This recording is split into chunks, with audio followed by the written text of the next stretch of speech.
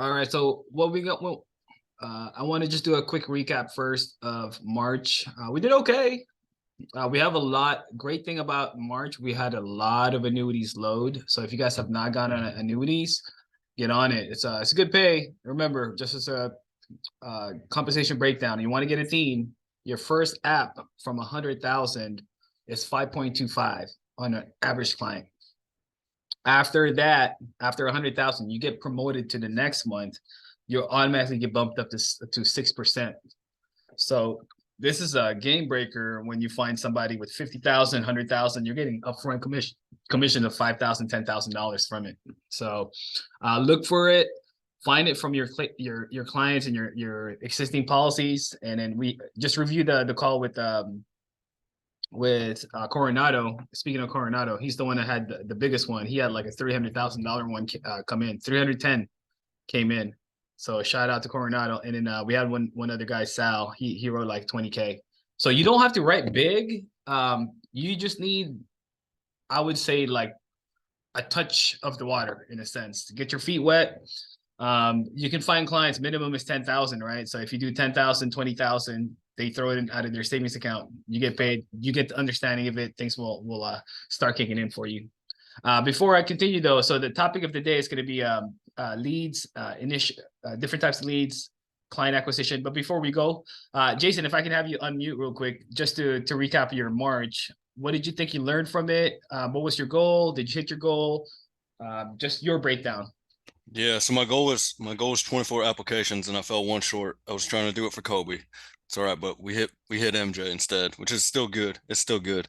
And I kind of learned a lot from it, man. Like honestly, it, just like everybody knows in this business, it's kind of a roller coaster, right? And obviously it was a lot easier when it was up, but then I went 8 straight days, goose egg, goose egg, goose egg, goose egg, goose egg, and it happens. But still, it's just like it just taught me like just keep on keeping on, and like even this week, it doesn't feel like it's been that good, but then I compare it to when I was just running in-home appointments. It's night and day still, and it's still just consistency, and that's the biggest thing I learned. Like you have to stick with it. If you don't, that's when it falls apart. And one thing from that one guy, Paul, what's his name? What's his name? Paul what? The like one of McLean. the top guys, Paul McLean. Cole McLean. Yeah, Uh-huh. yeah. I remember he said, and it stuck with me. He used to work like everything's going to charge back, and that's kind of Yeah. my mentality right now too.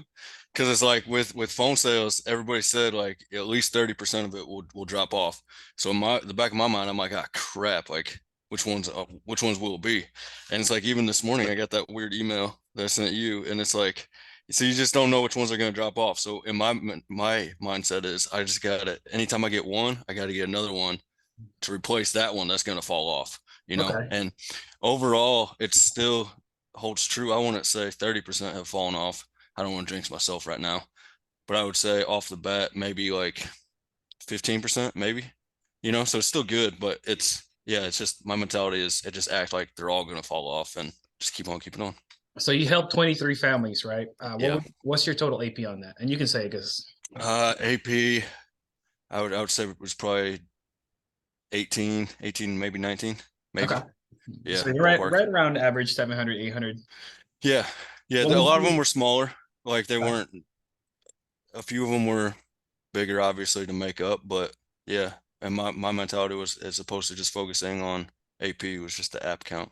what And would you do it ended up, differently then? Anything you want to add, anything you want to remove, anything you want to change? yeah, I should have invested more in the age leads. I definitely should have, like I didn't, I kind of got complacent, like with the success I was having with the PFA. And if I would have added more age leads, I would have hit my goal, and I probably could have hit 30, honestly, but I Okay. didn't.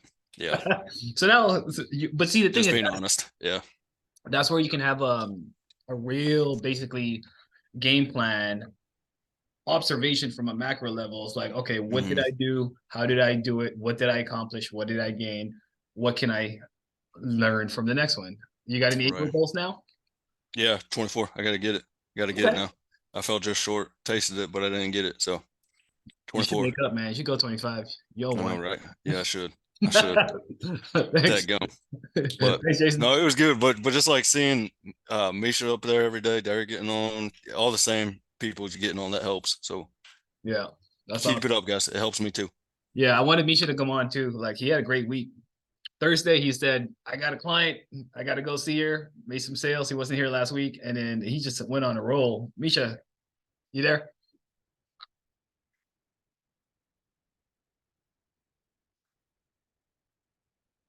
You're muted. Misha, you're muted.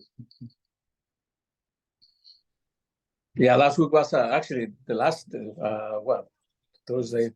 The last To Thursday. 6, 7 days have been pretty good. I just continue calling. At this point, it doesn't really matter how old the lead is. The idea is just to call and be disciplined and be on the phone. So I made this appointment with this lady. I went to see her not too far from here.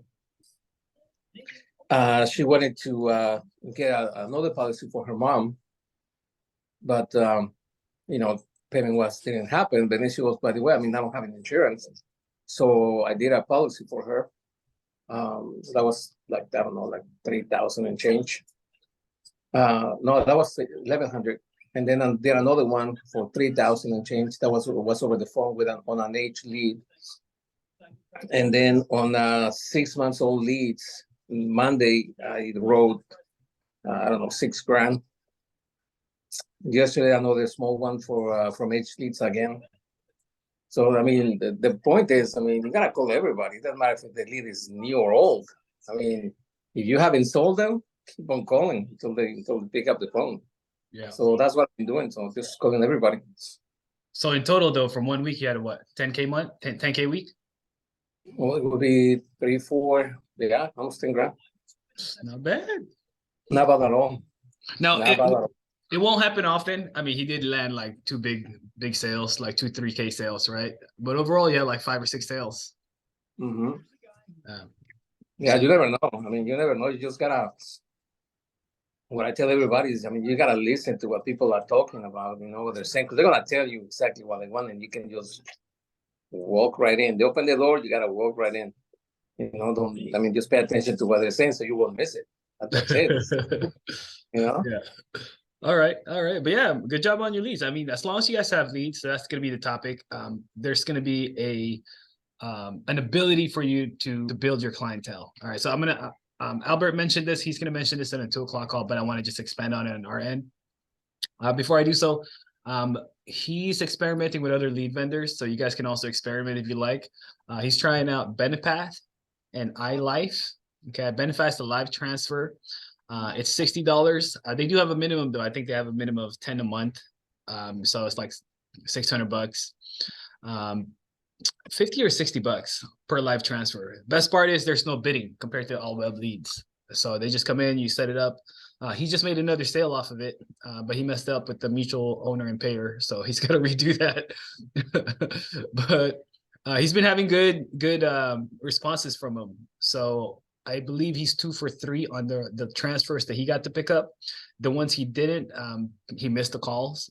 So it's fairly new. He just did an interview right now. He told me about the iLife live transfers. You can just Google it, iLife live transfers. Apparently they got something on YouTube that they claim, well, one testimony said he was doing like 70 to 80% closing on it.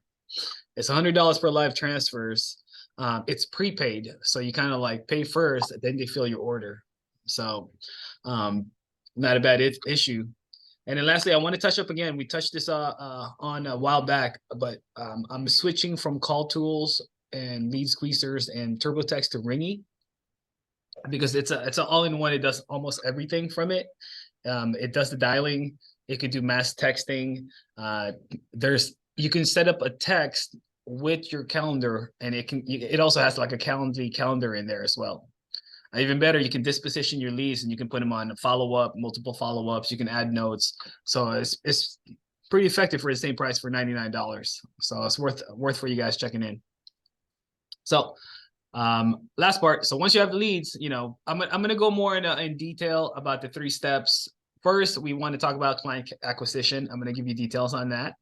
Next week, I'll go more on the communication channel, okay, our skill, how we contact them from phones, Zoom, in person, however else. But first, you need your leads. You got to have leads, and then you got to have a way to contact the leads. So the lead system, right, the communication channel in the system. And then last part is the presentation. So there are 8 main ways to get your initial leads, right? First, you get your own warm market. You go to your friends, family members, cost you nothing. Second, you do the happenstance. I call it happenstance, but basically anything where you get in front of somebody just through anywhere, happenstance. You can canvas, you can go door to door if you like. Okay, you can talk to somebody at the gym, the grocery store, make new friends at the gas station, PHP and other companies, and WFG and all that. They used to call it malling, right? You go to the mall, get to talk to someone new, build up a conversation and see if you can get them and turn them into a lead, right? That creates a new individual for you within your circle of influence. 3, you can create your own content and social media. So you start marketing on your own. 4, you pay for leads, okay? You pay for paid advertisement, okay? You boost posts, you do Facebook leads, you do Facebook advertisement, you do Instagram advertisement. You can create your content, pay it, boost it. That gets you more people, okay? And then number 5, you hire someone to do 1 through 4. You let someone else do it instead of you doing it. So you're paying for somebody to do the effort. So once you have this clientele, you're now going to have your own book of business. Now you have a process of cultivating your own leads, right? So now you have clients you can call back, okay? So then that's when you'll have your policy service calls. And this is something we want to expand on. Once you've been around for about 7 months to 12 months, you get to call on your clients, figure out if there's any new things. Sometimes you could have just sold the husband. Now you can sell the wife. They got coverage on them. Now they want their kids. They want their whole entire family. So just touching base. By touching base, you could do 6-month follow-up, 1-year follow-up. You can do a birthday call. You can do Christmas cards. You can do whatever. Next, you want to follow up on your own clients with returned items, cancellations, rewrites. They're called NSF, insufficient funds. Emails, you get that often, okay? Whatever happens, you want to touch base with that client. Sometimes they cancel it within 2 to 3 months. Well, guess what? You sold that client before. They know you. You give them a call. They might not put it back in place right now, but give them a ring again 3 to 6 months down later because they needed it. They lost it due to unfortunate circumstance. You give them a call and you can rewrite it. I had a situation where I wrote my client.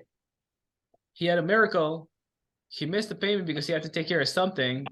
2 months passed. Now Americo wants 3 months of it. He just got it 2 months ago.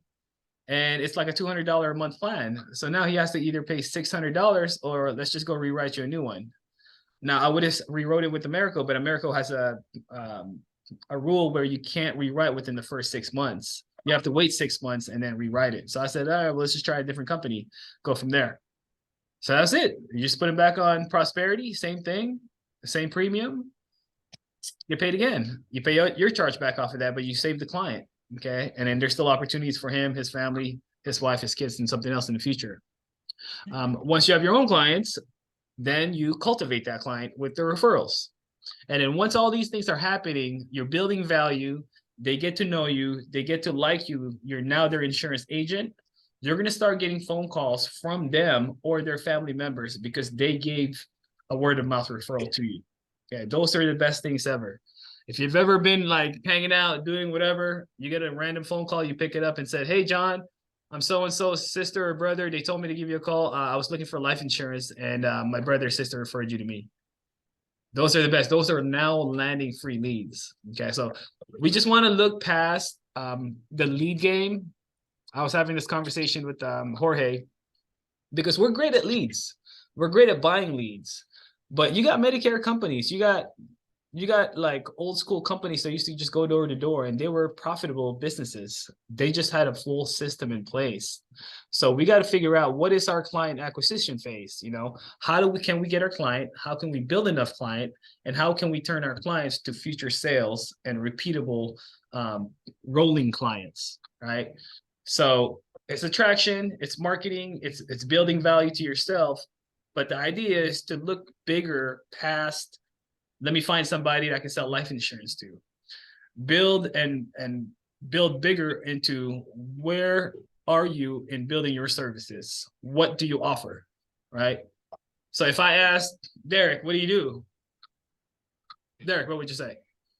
If I met you randomly from way down the street, you don't want to see the police coming the other Misha, way. mute. I was asking Derek. I didn't hear your question. So let's say I asked Derek, we just met randomly in a night affair or like a random bar or whatever. I say, hey, what do you do? So I'm a problem solver. I help people that don't have the necessary funds for their family's burial. And I match them with products that they can afford and that they can qualify for, so that on their worst day, their family doesn't have to worry about it. That's what I do. You rehearsed that? Saw it on a video once, never not used it. Not bad, bro. Because an insurance agent is boring. Right. So there's this one guy back in our old company. He said that. He's like, so let's say you're in an elevator and you have a small talk with somebody. What do you do? Well, I help families protect their families. I help families protect their income. So it's the way you present yourself into your business, right? So you got to look at it from a bigger picture. Where is the business going? Okay, when you talk about I sell life insurance, if that's the only thing you're saying, dude, that's the only description you're saying and thinking in your head. You just sell life insurance. That's a process. That's not a business. Okay. So you got to start thinking about, what is your business model? Where is a business going? How do you expand on this business? Okay. Well, what is your business? What's your formulation of your business? Well, how do you get your clients? How do you contact your clients? How do you communicate with your clients? How can we scale this? Because if you have a proper streamlined business, it's easily duplicatable and repeatable.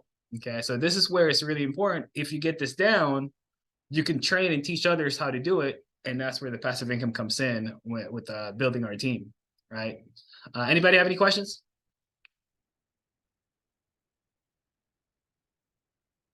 Good. So think about your leads first. How are we getting leads? How can we get consistent leads? What type of leads works the best for you? There's no wrong way or right way, right? The easiest way is we just buy leads. But do you need leads to sell life insurance? Nah. You can go stop by at 100 doors on your neighborhood and just say, hey, do you need life insurance? Do you need life insurance? It's not hard. If you want to go on a walk, you could just pass down. I was talking to Misha about this too, because he's hiring a lady that used to work somewhere that does pre-need. No leads. They just go word to word, mouth to mouth, and they set up booths. They do what do you call it? Swap meets, set up a booth, start talking to people. So think big. You can do so. However you want to do it, however you want to get into a client acquisition. So that's pretty much it. So think bigger. Next week I'll go more in the conversation of like how to communicate, how to funnel the leads and all that stuff. Any other questions? We're good? All right, guys. We'll see you at the 2 o'clock.